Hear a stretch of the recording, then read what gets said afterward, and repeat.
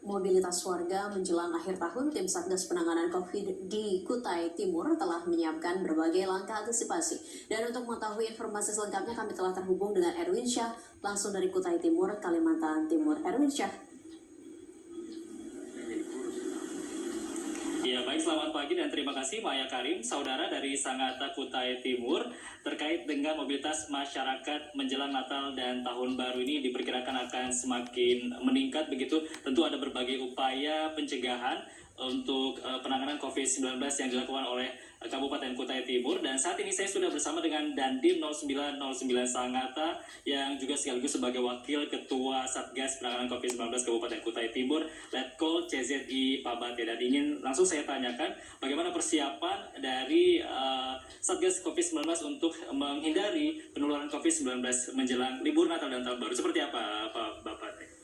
Terima kasih. Jadi dalam rangka menghadapi Natal dan Tahun Baru, jadi kita sudah melaksanakan beberapa langkah menindaklanjuti keputusan dari pusat tentang perayaan Hari Natal dan Tahun Baru yang tidak boleh dirayakan secara seperti biasanya.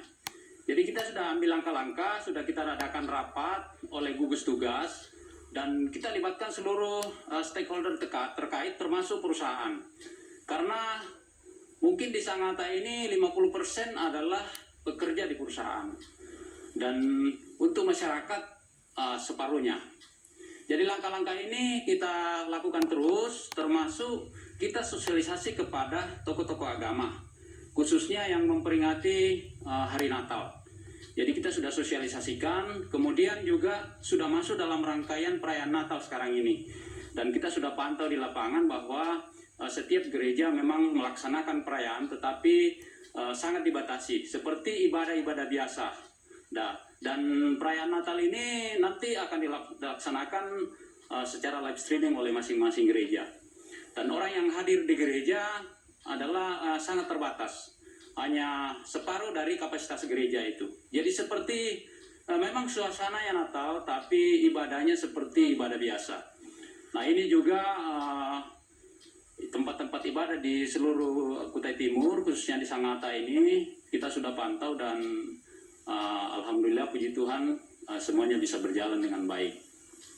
Nah, kemudian untuk antisipasi lebih lanjut, tentunya kami terus aktif melaksanakan operasi justisi penegakan protokol kesehatan, dan itu tidak berhenti.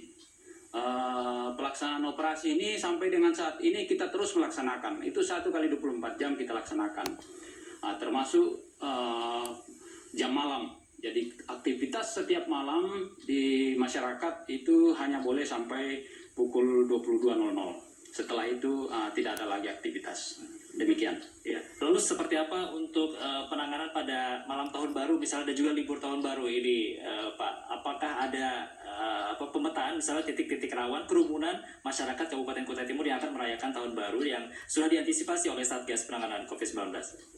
Ya, betul bahwa nanti menghadapi Tahun Baru, jadi kita mewaspadai ada beberapa titik keramaian, dan tentu kami sudah rapatkan. Bahkan kemarin kami juga di Polres sudah melaksanakan rapat, dan nanti kita waspadai di tempat-tempat memang yang biasanya digunakan sebagai tempat kerumunan, khususnya anak-anak muda. Di sini biasanya di Folder, kemudian di Kompleks Bukit Pelangi di sini, kemudian ada bahkan beberapa anak-anak kita mungkin yang melaksanakan kegiatan-kegiatan yang mungkin di luar dia laksanakan seperti hari-hari biasa, contoh misalnya terkerekan. Nah ini juga yang kita antisipasi, dan ini kita lakukan pengawasan sedini mungkin supaya nantinya tidak terjadi. Dan saya yakin di Kutai Timur ini masyarakatnya bisa mematuhi dengan baik apa yang sudah dikeluarkan oleh Satgas COVID-19 di Kutai Timur. Demikian. Ya. Bagaimana dengan sanksi tegas begitu bagi masyarakat yang melanggar protokol kesehatan? Apakah akan diterapkan secara maksimal, Pak? Oh betul. Jadi sudah kita laksanakan, bahkan sudah jauh-jauh hari kita laksanakan bahwa penegakan disiplin protokol kesehatan ini kita sudah jalankan di lapangan. Bagi masyarakat yang tidak menggunakan masker, maka kita suruh kembali ke rumahnya. Kemudian bagi tempat usaha yang tidak mematuhi aturan, kita segel. Dan itu sudah berjalan. Bahkan sudah puluhan toko kita segel, kita kasih waktu mereka 1 minggu, setelah itu kita izinkan lagi untuk buka. Tetapi kita evaluasi lagi, kalau misalnya mereka masih melakukan seperti itu, maka kita akan tutup lebih lama lagi. Itu kita sudah atur di Satgas. Jadi harapannya sebenarnya masyarakat ini tidak takut kepada petugas. Yang kita harapkan seperti itu. Yang kita harapkan adalah mereka punya kesadaran bahwa penularan COVID ini sangat membahayakan bagi masyarakat. Nah, ini yang sangat-sangat kita harapkan dari masyarakat. Dan puji Tuhan, sekarang ini sudah mulai sadar, masyarakat sudah cukup sadar. Memang kadang-kadang timbul tingkat kejenuhan, tapi itu terus kita harus sampaikan ke masyarakat supaya masyarakat tetap semangat menjalankan protokol kesehatan. Demikian. Iya, penjagaan terhadap pintu-pintu masuk Kutai Timur begitu, dan mobilitas keluar masuk masyarakat Kutai Timur sendiri atau masyarakat dari luar yang ingin ke Kutai Timur seperti apa sejauh ini, Pak? Ya, jadi untuk masyarakat yang masuk ke Kutai Timur, kita sudah himbau lewat berbagai media sosial, kemudian lewat berbagai paguyuban, supaya tidak ada orang yang masuk ke Kutai Timur pada saat pelaksanaan tahun baru. Kemudian ada pun langkah-langkah yang kita lakukan, yang kita laksanakan selama ini, kita melaksanakan penjagaan di pintu masuk di kilometer 1. Jadi memang Kutai Timur ini diuntungkan karena akses masuknya tidak terlalu banyak. Jadi sedikit lebih mudah kita kontrol untuk orang keluar masuk. Dan akses satu-satunya yang memang sering digunakan oleh masyarakat adalah akses dari Bontang ke Sangatta. Kalau akses yang di tempat lain itu jalannya cukup jelek, jadi orang tidak terlalu pengen lewat situ. Demikian. Iya. Lantas seperti apa jika ada masyarakat dari luar atau masyarakat Kutai Timur yang baru ingin masuk ke Kutai Timur dari luar kota begitu? Apa treatment atau aturan bagi mereka? Apakah harus ada maksud kami isolasi mandiri seperti itu, Pak?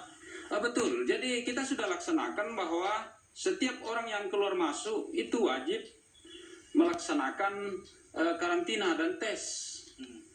Dan itu kita tes. Dan bahkan kalau perusahaan itu langsung swab. Kalau perusahaan. Dan yang melaksanakan perjalanan mayoritas didominasi oleh perusahaan. Karena memang ada rolling mereka. Nah, itu di swab. Dan kita sudah siapkan tempat karantina di hotel.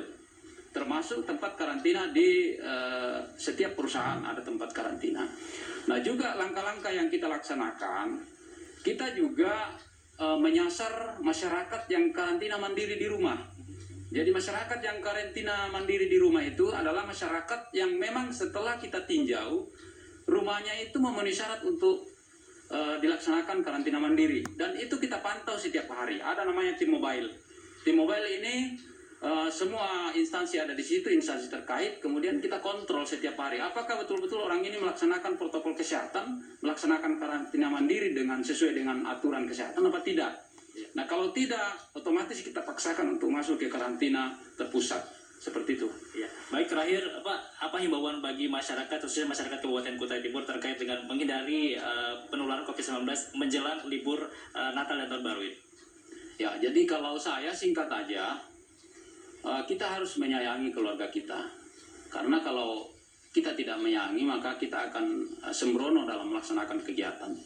Oleh karena itu, bagi saudara-saudara saya di masyarakat Kutai Timur, saya sangat mengharapkan supaya kedewasaan yang muncul, bukan karena dipaksa, bukan karena dikejar-kejar oleh petugas, tetapi kedewasaan dari hati kita untuk betul-betul menjaga protokol kesehatan, yaitu menggunakan masker, kemudian menjaga jarak, sering mencuci tangan. Ini yang paling penting, karena siapapun tidak bisa mengelak kalau dia akan kena sama virus COVID-19. Saya rasa itu. Ya, baik, terima kasih Letkol CJC Pak Bate, Wakil Ketua Satgas Penanganan COVID-19 Kabupaten Kutai Timur atas informasinya. Dan demikian laporan kami langsung dari Sangatta Kabupaten Kutai Timur, kembali ke Jakarta bersama Maya Karim. Ya, Erwin Syah melaporkan langsung dari Kutai Timur. Terima kasih.